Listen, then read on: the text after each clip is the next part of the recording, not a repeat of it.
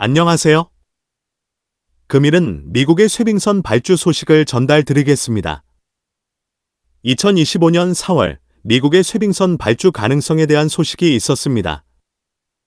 그 당시에만 하더라도 한국 조선소도 수주 가능성이 있다는 기사가 나오기도 했습니다.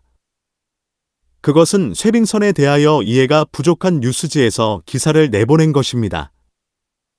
쇠빙선은 극지 해역의 얼음을 깰 수 있는 기능을 가지고 있으며 쇠빙선 운용을 통하여 극지 항로로 선박이 운항이 가능하게 하는 선박입니다. 일반적으로 자항으로 극지를 운용할 수 없는 일반 선박이 쇠빙선과 함께 운항하는 조건으로 선박 항해를 허가합니다. 선박의 특성상 대형 선박이 아니며 선박 자체가 컴팩트하게 설계되어 대형 선박을 위주로 설계 및 건조하는 한국 조선소는 핀란드 조선소보다 이 같은 선박의 설계 및 건조에 있어 경쟁력이 낮은 것이 사실입니다. 극지 선박에서 한국이 경쟁력이 있는 선박은 세빙엔엔지 운반선 또는 세빙원유 운반선이라 할 수 있습니다. 미국은 북극에서 러시아와 중국의 세력 확대에 대응하기 위해 새로운 쇠빙선 확보가 시급해졌지만 자국 내 조선소가 수십 년간 쇠빙선 건조 경험을 잃어버려 독자적으로 건조할 능력이 부족하다는 사실을 인정하고 핀란드에 의존하게 되었습니다. 2025년 12월 27일, 미국 해양경비대는 핀란드 조선업체 로머 머린 컨스트럭션즈 (RMC)와 루이지애나 볼린저 조선소에 총 6척의 아욱틱 시큐리티 커터 건조 계약을 체결했으며 첫 두 척은 핀란드에서 건조되어 2028년에 인도될 예정입니다.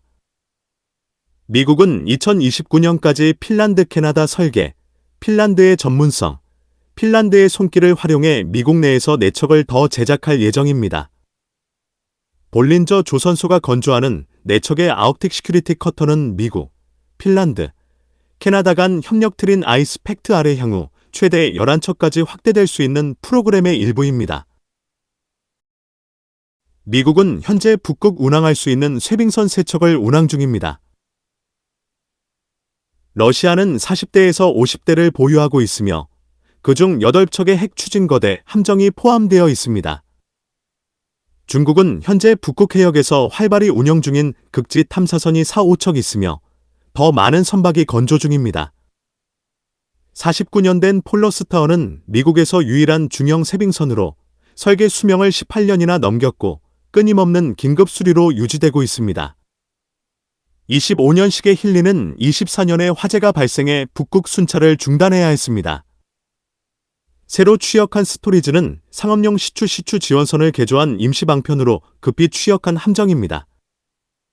핀란드는 세계적인 쇠빙선 건조 경험을 갖춘 국가로 이미 러시아와 중국의 쇠빙선 설계에도 참여한 바 있으며 이번 계약을 통해 미국은 기술 이전과 함께 자국 조선소 역량을 회복할 기회를 얻는다.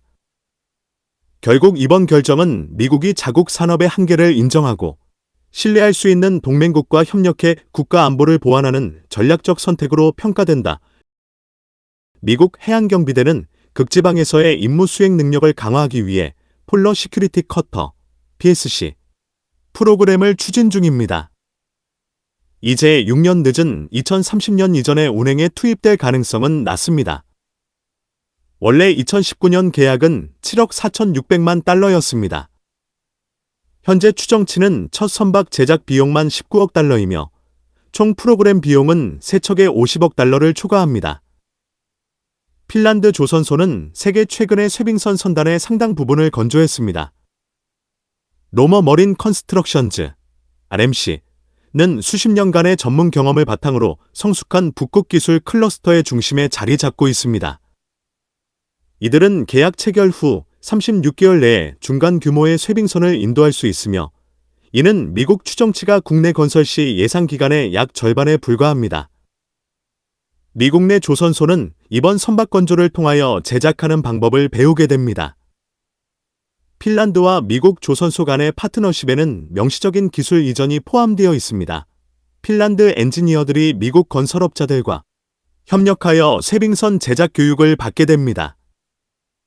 선박 해양 관련 산업 및 기술에 대한 궁금한 점이 있는 분들은 아래의 카페로 방문을 하시면 많은 정보와 도움을 받으실 수 있을 것으로 생각합니다. 감사합니다.